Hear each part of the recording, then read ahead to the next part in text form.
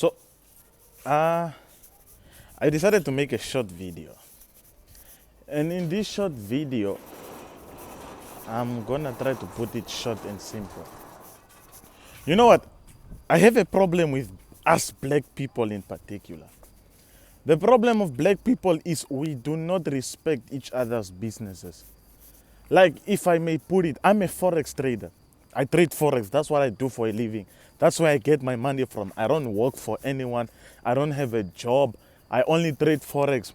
Before I go to sleep, I make money. Even if it's just like a $10 to me, it's money. If it's a $50 to me, it's money. If it's a 3,000, it's still money for me. It doesn't matter. So before I sleep, I can make 100 or I can make 3,000 depending on how volatile the market is. Or I can lose everything. So it's a risky business. There's no guarantee. There's no say that no, you'll make this amount of money today. Today you can make 10,000. Tomorrow you can lose 10,000. It's a game of probabilities. But now, the problem that I have with black people is that we black people do not respect each other's businesses.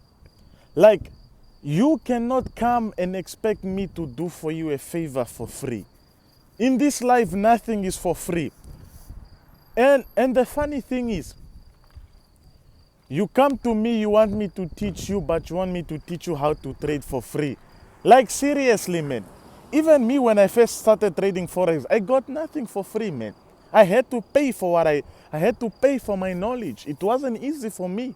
I lost money and I'm still losing money here and there. But at least now I know why I'm losing money and I make money though. So the problem is that when I first started trading forex, no one was willing to help me. I discovered what is forex and I didn't know what it is. I just saw something on Facebook written make money online and it got me and it was like a bit interested. It was a bit interesting to me. So what I did was I signed up with this other crooked broker. At first they will call me, give me offers, will tell me that no, there is proper opportunities in the market. I should just sign up and become a real client. And then from there, I was actually trading oil. I traded crude oil and I made around about $800.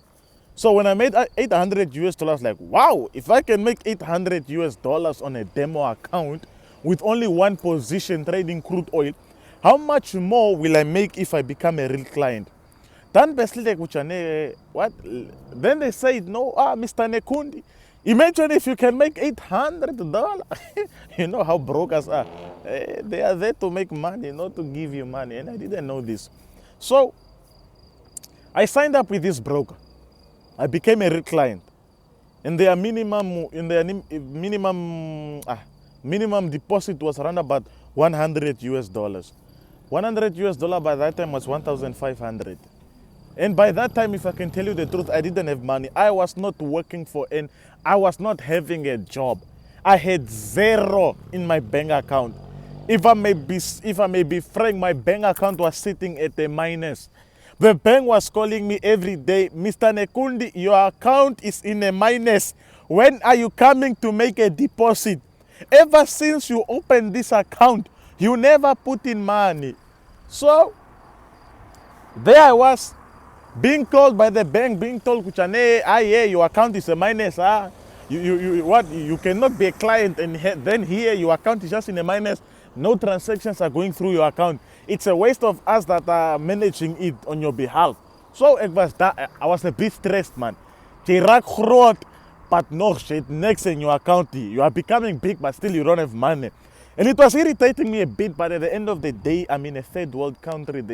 There was absolutely nothing I could do.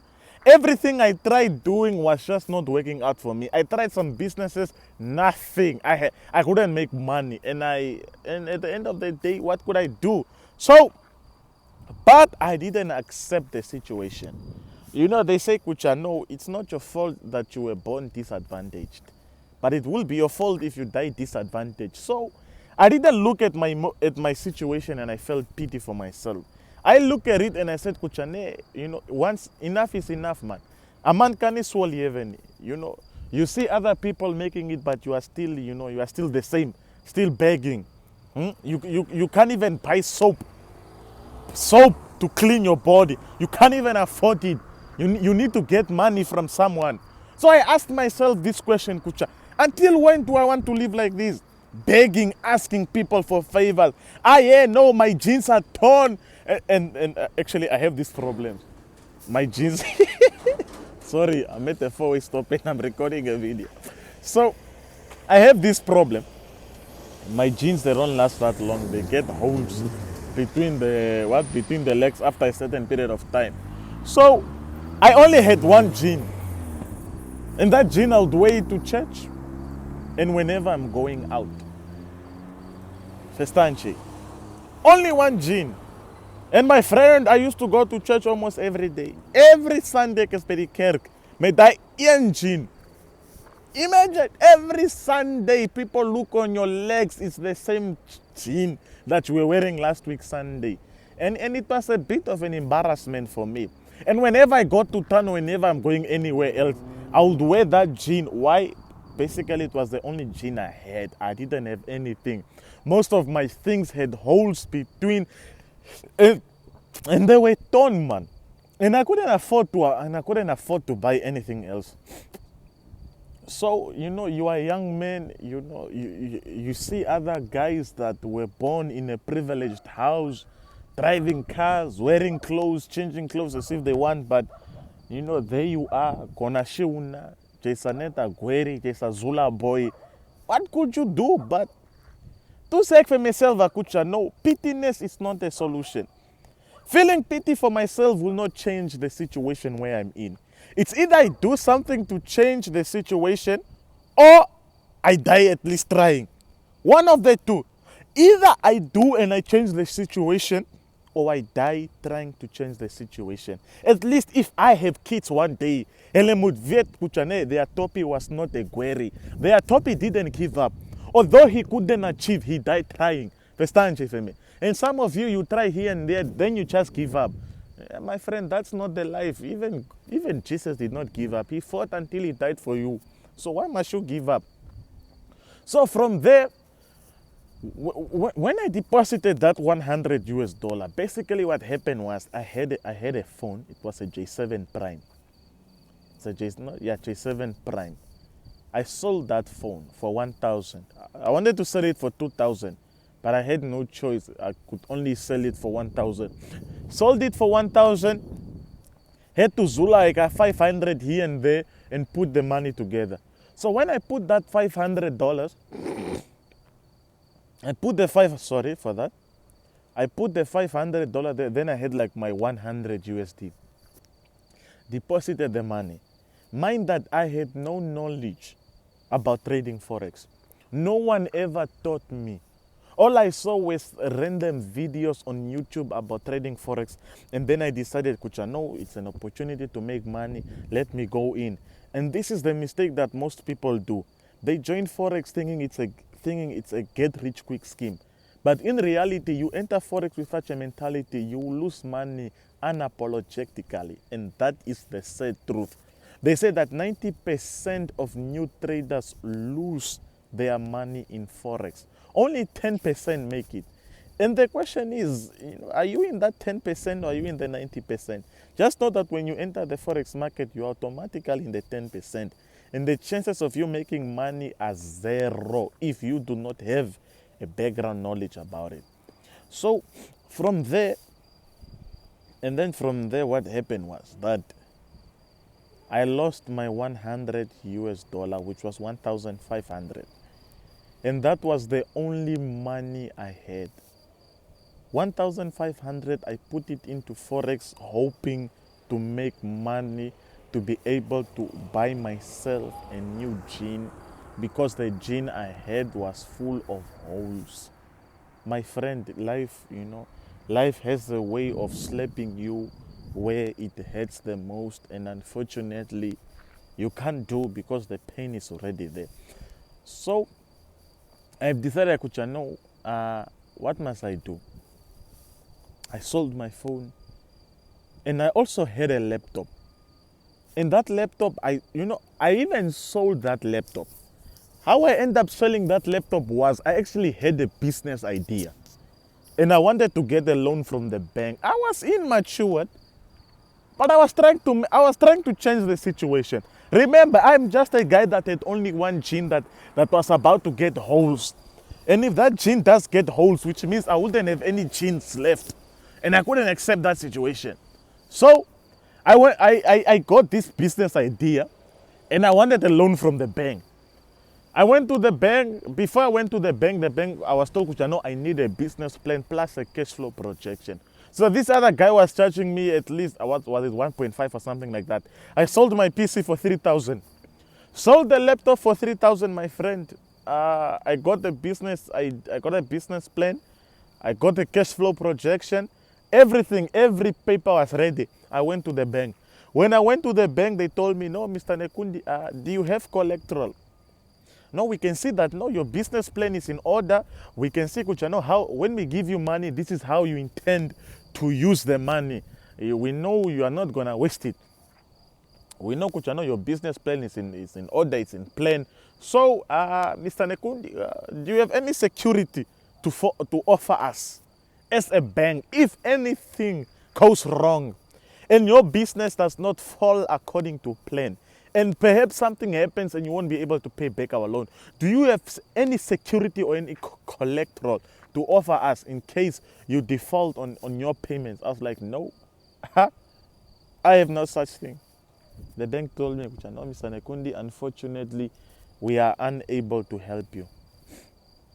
This is life, my friend. Another slap in the face where it hurts the most. Remember what I told you. Life has a way of slapping people. And when it slaps you, it will slap you unapologetically. So from there, what happened? From there, my friend, a man was not stressed. Lost money here, lost money there. I was without a phone. I was without a laptop. I basically had nothing. And my gene was getting holes. Holes were starting to grow on that gene, my friend. And then I saw that, no, my friends are also trading Forex. They were trading Forex, but they were not willing to help me for free. And this is one thing that most of you need to realize. Nothing is for free. No one owes you anything. You should not come into this world hoping that you'll get anything for free. That's the sad reality. That's the sad truth. No one will give you anything for free. You want something, you need to work for it. And that's how life works, man. So all these friends of mine were not willing to help me. Yeah, so at the end of the day, it's not to say, die still here, me bro. Just die, just soek iets, je wil iets doen, maar no one is willing to help you because at the end of the day, as I said, no one owes you anything, man. No one owes you anything. And that is the sad truth. There's that guy behind me, man, and I'm afraid of him. That's why I'm moving. Yeah, as I was saying, no one owes you anything, boss. No one owes you anything. If you do not do anything to change your situation, you are gonna end up the same. You will be that person that always complains about life. The government. Politicians. What? But at the end of the day, politicians are politicians. You will keep on complaining until you die. You will never change anything. So if you do not find ways to make money, you die at least trying, man. Don't just die a defeated guy. Don't die a Guerri. Vestangeli. And please, man, as I was saying, let's respect each other, man. Let's respect one another businesses. So I teach Forex. If you are in Walvis Bay or Swakopmund, my fee is 1,000 Namibian dollars. If you are in other regions, it's 1,500. It's not expensive. It's cheap. 1,500. Other guys are charging 2.5, 5,000, 8,000. And I'm only asking you 1.5. What's so hard about that? So if you want me to teach you how to trade, let us respect each other's businesses. I'm gonna give my all to you until you learn how to trade. I'm gonna dedicate myself until you know how to make money. So I expect you, the moment you come to me, you should come with your payment. Daar is nie riguteni kucha no kom ek betal gogo half. I know, let me pay you now, and then I'll pay you later. Salke khute muti verki. Festanjele femi.